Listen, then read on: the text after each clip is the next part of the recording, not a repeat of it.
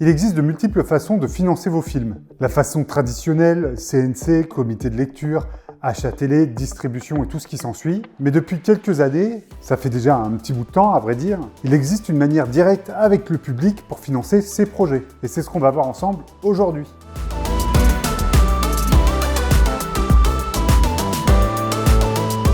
Vous connaissez tous des plateformes comme Ulule, KissKissBankBank. C'est ce qu'on appelle des plateformes de crowdfunding. En français, ça donne le financement participatif. Pour résumer, vous allez demander aux internautes de financer eux-mêmes votre projet. Vous aurez des paliers de financement qui donneront aux contributeurs certaines contreparties en fonction de telle ou telle somme mise dans le projet. Pour résumer grossièrement, on peut dire que les gens précommandent le film pour l'aider à le financer. C'est très grossièrement caricaturé, mais c'est un peu ça. Et donc, quand on fait du court-métrage ou du long ou de la série, en fait, pour n'importe quel projet audiovisuel, est-ce que c'est le bon plan, le financement participatif? Je vous propose un peu de voir les pour et les contre de cette méthode de financement.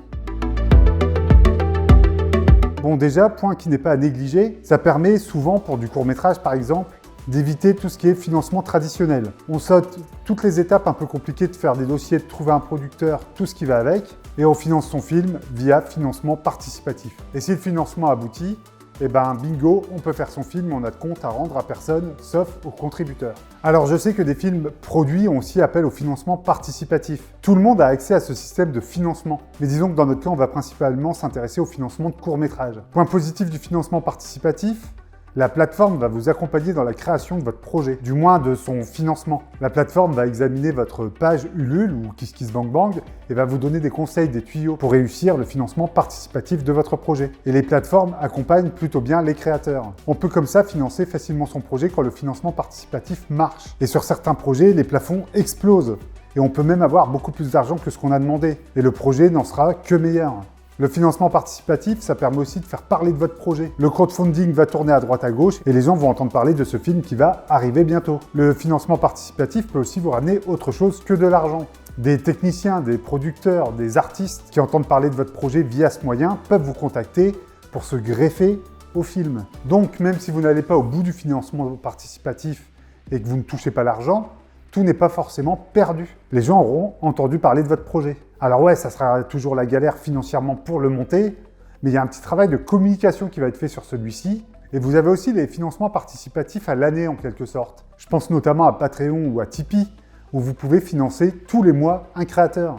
Alors là, on sera plus sur les vidéastes YouTube par exemple, que leur communauté va aider tous les mois en donnant un peu de pognon. Et en fonction de ce pognon donné tous les mois, souvent, ils ont accès à des vidéos exclusives, du contenu exclusif sur ces plateformes. On peut parler en quelque sorte de financement participatif à long terme. Si vous avez monté une communauté pendant des années, que vous avez des gens fidèles sur YouTube par exemple, que vous avez des centaines de milliers d'abonnés, il y a de fortes chances que votre financement participatif fonctionne. Vous n'avez rien demandé aux gens pendant des années. Et bien lors de votre financement participatif, les gens vont se dire « Oh la vache, c'est le moment de l'aider ce projet-là ». Et hop, ils vont vous suivre. Ça va être leur manière à eux de vous remercier pour ce que vous faites gratuitement depuis des années. Donc ce lien que vous avez avec votre communauté, c'est certes une pression au niveau de l'artistique, des contreparties et du financement, mais c'est aussi une pression positive, parce que vous sentez qu'il y a des gens qui vous soutiennent vraiment. Point négatif du financement participatif, si vous n'avez pas de communauté, vous êtes foutu. En gros, pour caricaturer, si vous n'êtes pas sûr de le réussir en lançant le financement participatif, le lancez même pas. Si vous n'êtes pas sûr d'avoir assez de personnes qui va vous accompagner dans le financement du projet, vous avez très peu de chances d'y réussir. Là encore, la concurrence est grande. Il y a énormément de projets sur les sites comme Ulule ou KissKissBankBank. Vous êtes encore une goutte d'eau dans l'océan. Et sortir du lot, c'est vachement compliqué. Donc, à moins dans votre court-métrage d'avoir des guests ou des contreparties très fortes, vous avez intérêt de proposer un projet qui déchire pour que les internautes vous suivent. Parce que des courts-métrages sur Ulule, par exemple, on en voit défiler à la pelle. Petit point qui est un peu négatif à mon sens, le fait que les gens aient participé directement financement à votre projet, vous avez une espèce de pression. On sait bien qu'en court-métrage, généralement, les choses vont pas vraiment vite. La post-production, ça prend du temps, notamment si vous avez des effets spéciaux. Et bien, pendant tout ce temps de post-production, de création, les gens vont vous relancer régulièrement pour vous demander des nouvelles du projet et surtout de leur contrepartie. Et ça, on peut pas leur en vouloir.